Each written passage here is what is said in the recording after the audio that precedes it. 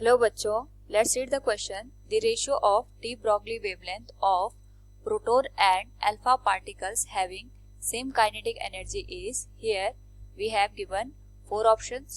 Now first of all we will discuss here the key concept, which is energy of D Broglie wavelength.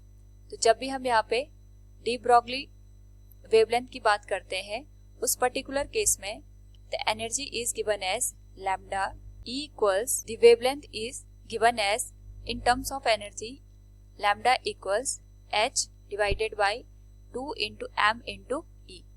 इस particular case में जो energy है that is same for alpha and proton. Now अगर हम बात करें यहाँ पे फ्रॉम द गिवन फॉर्मूला, तो जो हमारे पास यहाँ पे वेवलेंथ है it will be related to the mass of the particle and we can write that lambda is inversely proportional to the root of the mass of the particle.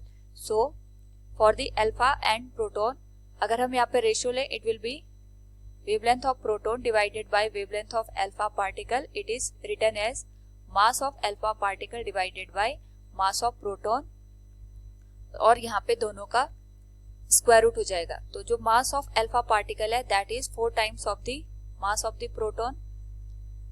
We can write this root 4 mass of the proton divided by root mass of the proton. Here we can write wavelength of the proton with respect to wavelength of the alpha particle. तो इस particular case में अगर हम proton और alpha की wavelength का ratio देखें, it will become 2:1।